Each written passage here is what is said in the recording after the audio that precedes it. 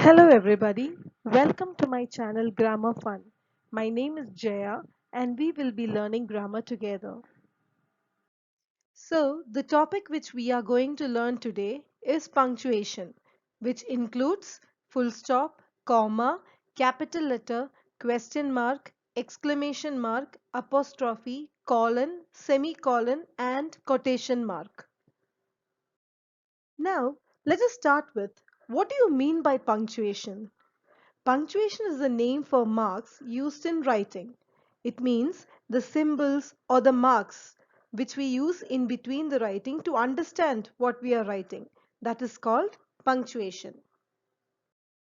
Our next question will be, why is punctuation important? Why do we need punctuation when we write?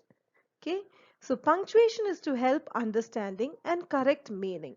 It is to help us to understand what we are writing or what we are reading so that the correct meaning of that paragraph or of the given sentence is understood by us. The punctuation marks that we are going to learn today are full stop, comma, capital letter, question mark, exclamation mark, apostrophe, colon, semicolon, and quotation mark.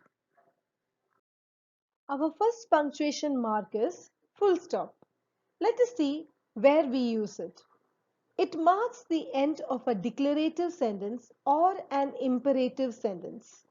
Now, before we go to the example, let us understand what is declarative sentence and what is imperative sentence. Now, declarative sentences are sentences which informs us something or which declares something, which states something. It gives us the information of the subject. Whereas an imperative sentence is a command, is an order, or it can be an advice or a request. So these are the two types of sentences, and at the end of these sentences we put a full stop. Let us look at the example where the first one is a declarative sentence. The sun shines brightly, full stop. And the second one is an imperative sentence. Put the books on the table, full stop. Our next punctuation is comma. We have 3 points for this. Let us look at the first point. To mark a short pause in the sentence. So if you want to give a small break or a short pause in between the sentence, we use a comma. Example, 3 months later, comma, it was all forgotten. So it is not a complete sentence. It is in between the sentence where we put a comma. Our second point is to list things. You want to give a list of things. Then you will use comma. For example, I went and bought bread, comma, jam, comma, butter and juice. So here you used comma to mention a few things. You did not use comma after butter and before and, because before and, if it is a word, you will not use comma. Third point is to separate part of a long sentence which contains but or and. This means if you have two sentences and in between the two sentences there is and or but. If these words are there, then before these words you will put a comma. If it is a word before and or but, you will not put comma as in the second example. But look at the third example. The teacher gave the instruction. This is the first sentence, and the children must obey it. This is the second sentence. So here when we used and to join the two sentences, before and we used comma. Our next punctuation is capital letters. Now we have been studying capital letters from the time we entered school. Okay, that is from our LKG onwards. So let us see where it is used for. It is used for proper noun and at the beginning of a sentence. So as we all know, when we begin a sentence, we use capital letter. Then we use capital letter for proper nouns also. What do you mean by proper noun? Proper nouns are special nouns, nouns for special people. Now, for example, if I say boy, you can call any boy a boy.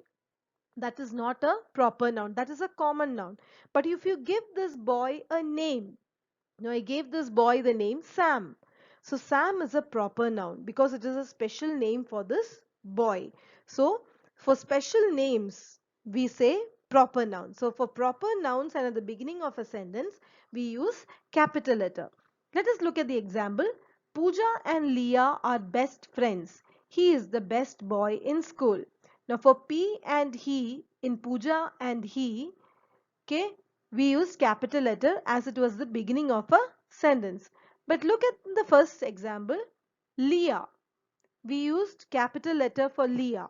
Yes, that is a proper noun. That is why proper noun in between the sentence or the beginning of a sentence or the end of the sentence, it will always remain capital. Our next punctuation is question mark. Now, where do we use a question mark? It is used to ask a question. So, wherever you ask a question, at the end you will not put a full stop, you will put a question mark. For example, what is your name? That's a question. So, question mark. Do you miss school? Question mark. The next punctuation is exclamation mark. It is used to express strong emotions and feelings such as happiness, sorrow, or surprise. So, when you want to express your strong emotion, your feelings, it can be happiness, it can be sorrow, it can be surprise, it can be fear, it can be excitement, any kind of feeling which has to be very strong. In those cases, you will use exclamation mark. For example, yuck! What an awful sight! Hooray! We won! So, in these two examples, the first one you saw something very bad, so you're showing your expression that you saw something very bad. And the second one, you're very happy, so your expression or your emotion is very strong that you're very, very happy. So, in these cases, we use exclamation mark.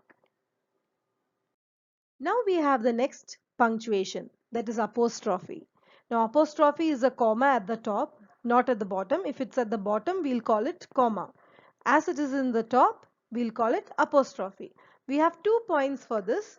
The first one is to show possession. Possession means ownership, belonging to. It belongs to me, it belongs to him, it belongs to her. So that belonging, that ownership is called possession.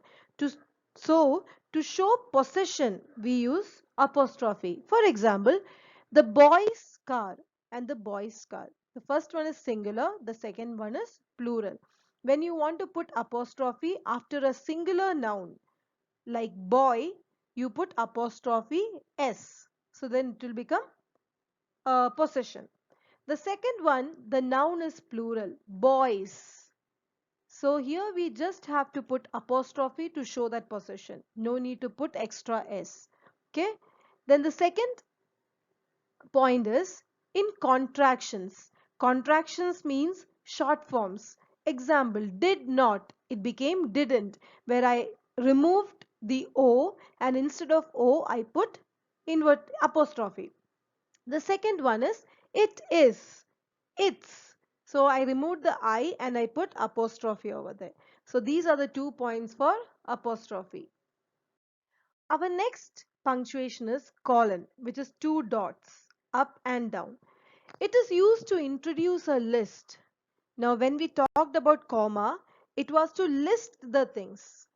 But when you are introducing the same list after a sentence, you will use colon. For example, I know 4 languages. So this is the sentence.